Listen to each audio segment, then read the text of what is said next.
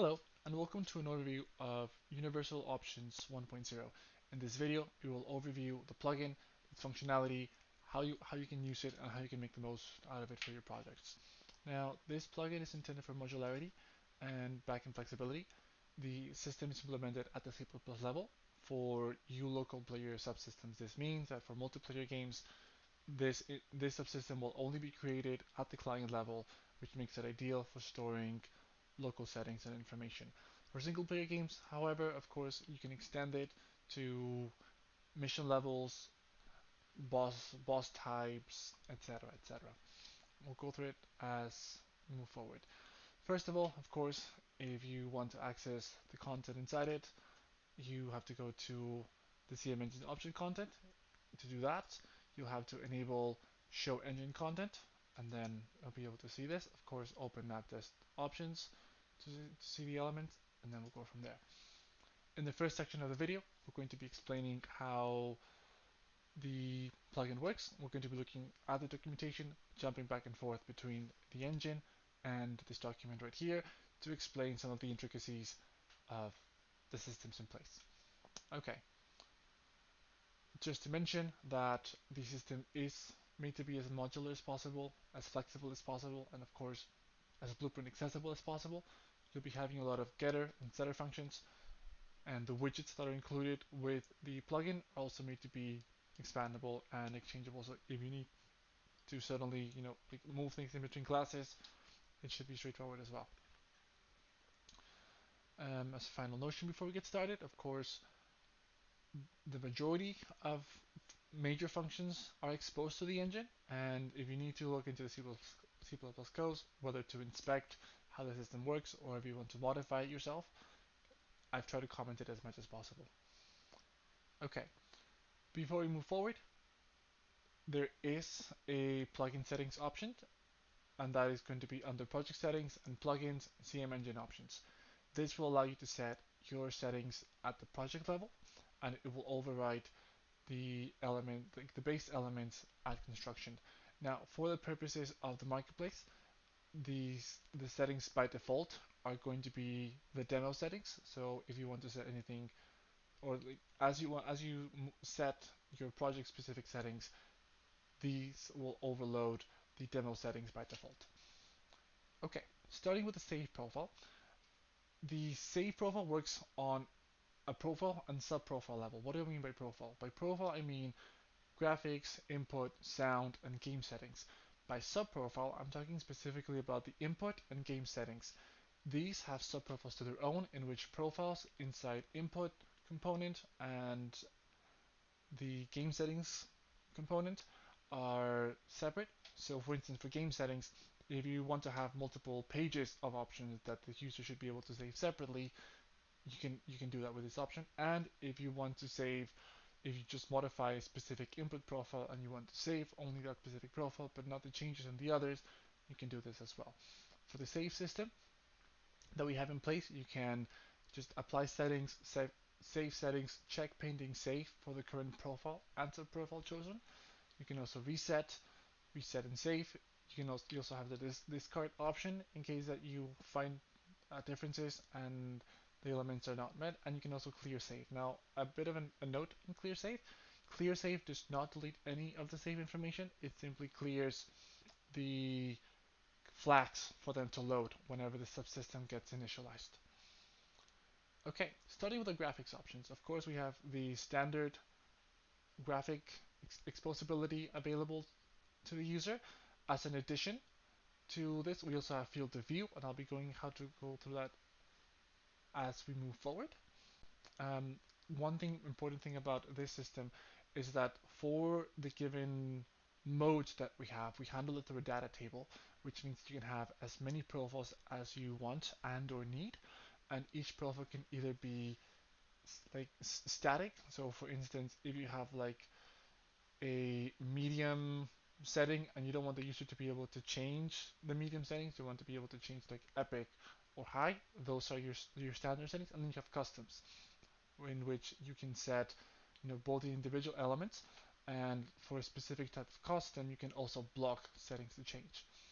All right, so if we go back to the engine, if we go to the engine a little bit, and we open our data table, you'll see that you'll have your individual profiles, the setting that each type has, the name of the profile, the type of the profile, right? So then, in case you want to be rule bounding, and then for rule bounding, essentially, as I've mentioned, it's to block specific settings from changing.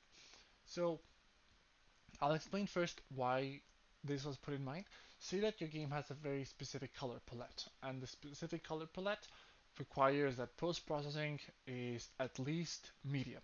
However, if we go for the standard approach that most setting plugins and systems have, setting something to low would set absolutely everything to low, and you don't particularly want that. You want your post-processing to be at least medium. So this way, you can have, for instance, in your low process, you can have your post-processing stay at medium, et cetera, which allows more flexibility for the developing team. For settings, of course, you can also do things like block settings and then for the graphics type. So in this case, for textures, we don't want our media map to be able to economy. We don't want our media map to be able to, epic, and then cinematic. Of course, in this specific profile, since it's profile type one, I can actually change that so that it is now a custom profile, and then we'll check that information once it loads in. Okay, audio options. Now, in the project settings, you'll be able to set your own sound mix as well as your own sound classes. Given that it stores layers as an array, means that you can set to configure as many sound classes as you need, and you can modify the volume, the pitch, and the fading time in case you want more advanced elements for it. If you have any questions, of course, always let me know. But one thing that I am going to note is that because of this system is set at the back end of C++, and that any class with an access of a local player or a player controller is going to be able to access this information. This means that you can handle the settings of all these classes during runtime. So, for instance, if you have a given specific mission that requires a sound class balancing to change in runtime, you can do this very easily with this. Okay, so going to game options, as I mentioned before, game options have subprofiles. Now each subprofile is able to store byte settings, float settings, and string settings. So for something like a byte is something like like a boolean setting or like a difficulty type that is usually handled by or that could be handled by an enumerator.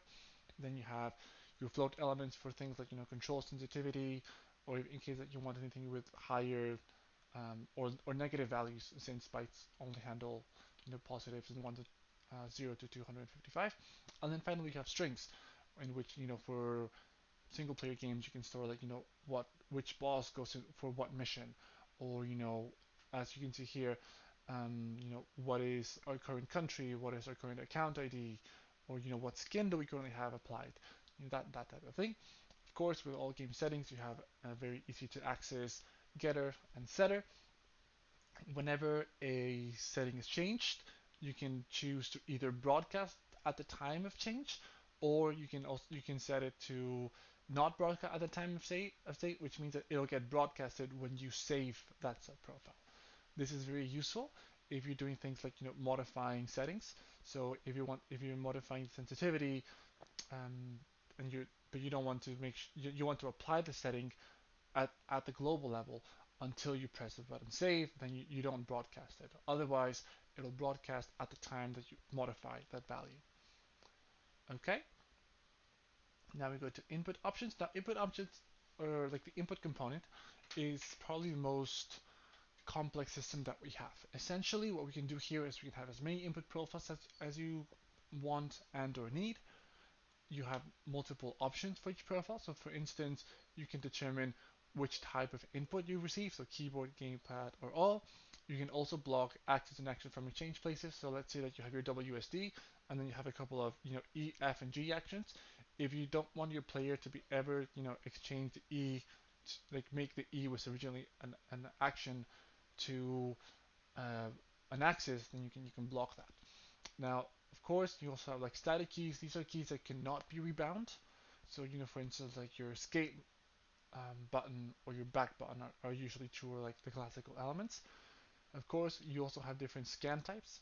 So essentially, if a key is already found to have that, you can decide whether you want to block it, override it, or switch it. Essentially, the difference between switching and overriding is that in switch, if you have, A is meeting an E, then E goes to where A was, and A goes to where E was. If it's just override, then A will be set to E, and E will be set to none. Another important feature that we have is that you can also set profiles to fill themselves with whatever you have in your input settings.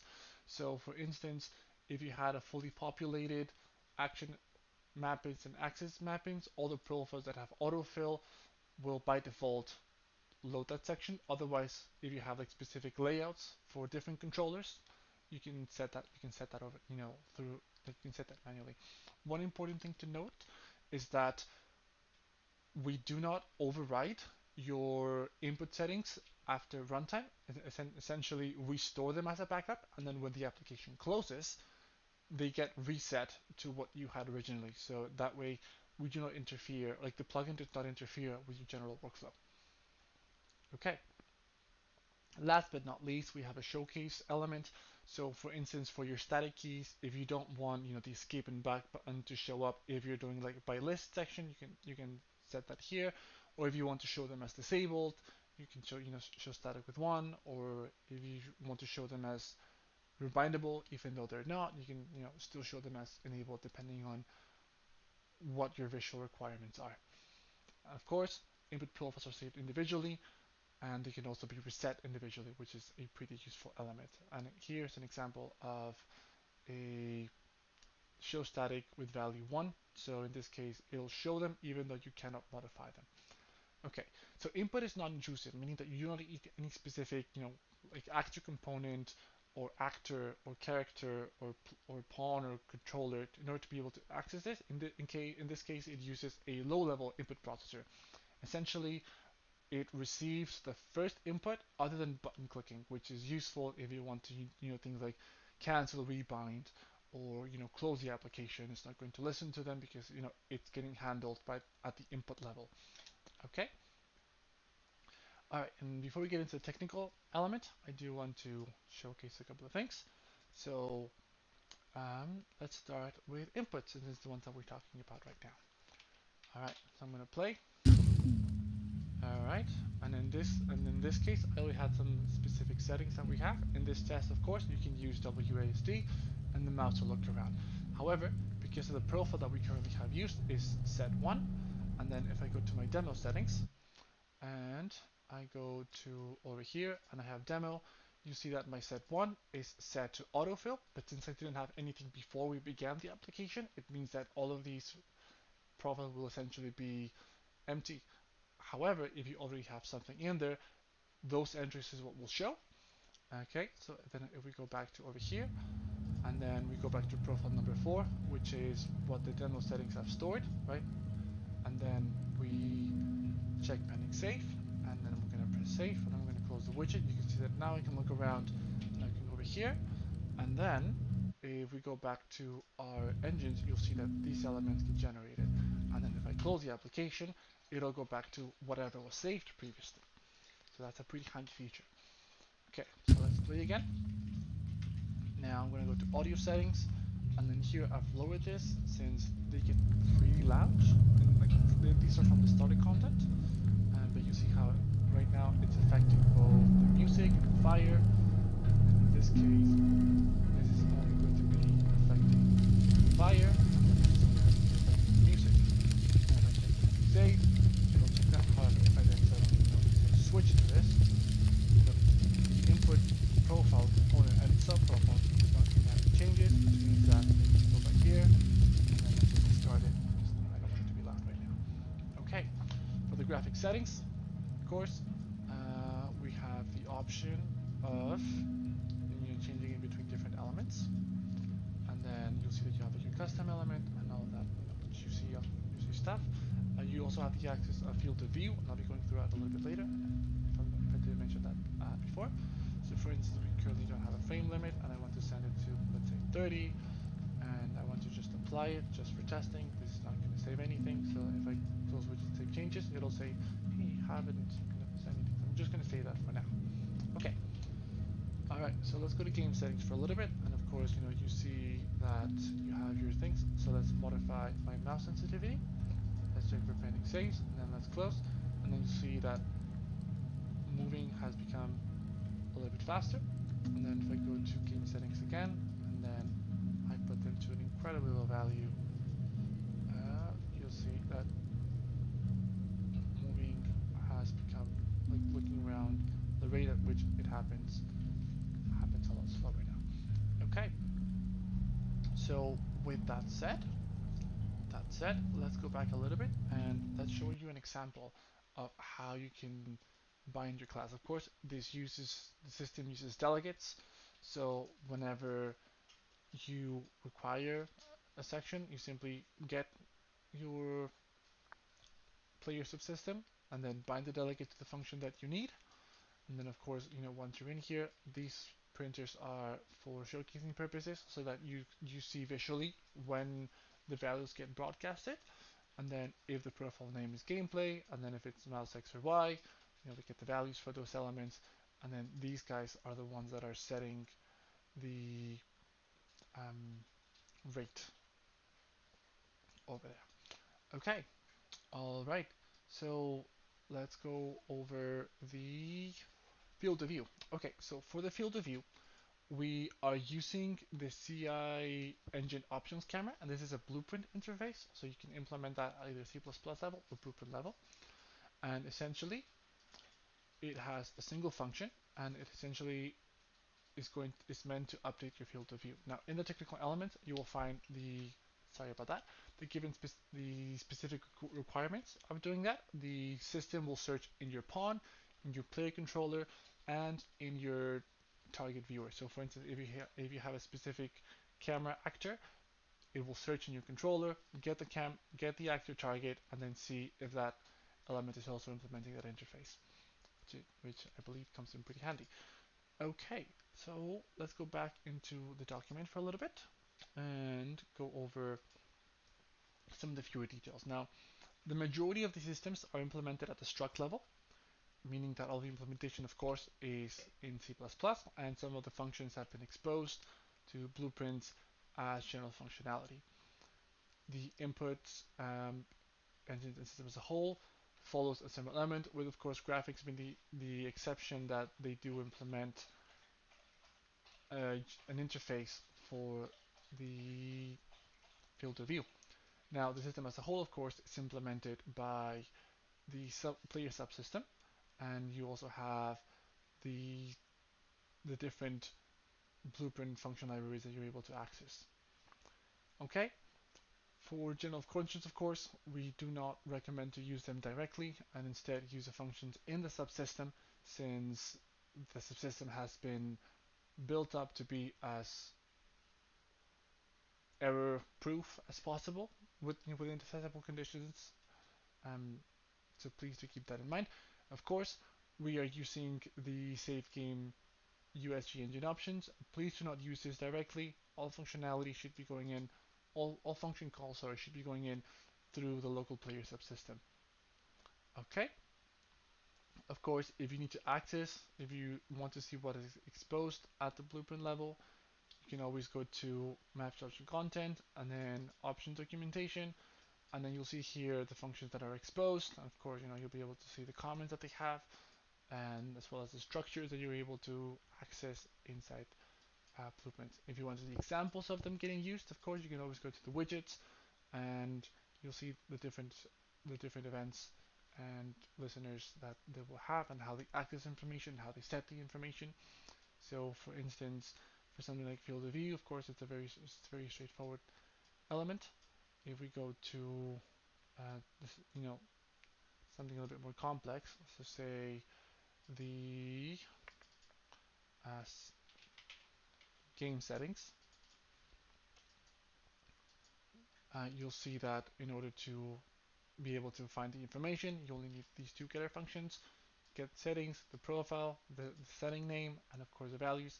And to reiterate, for settings, do make sure that whenever you are setting the settings, to be careful with this broadcast element.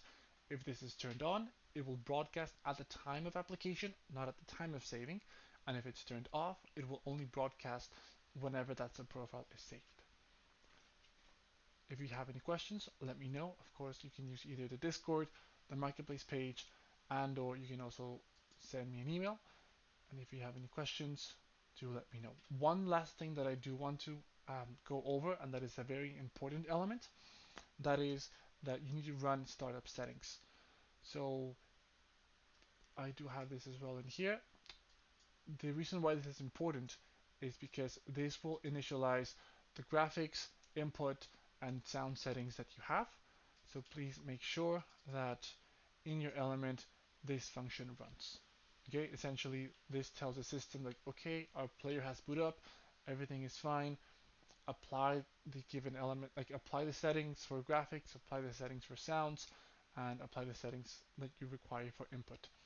So please do keep that in mind. It's also the system that runs the initial broadcasts for anyone that are listening. So if you have any custom saved values, this is a function that you need to run in order for your specific classes that are already spawned to get those updated values. Unless of course you run those classes um, like you run those classes run independently at their begin play level. All right. Um, and that's pretty much it. If you have any questions, as I said before, let me know and have a wonderful day. See ya.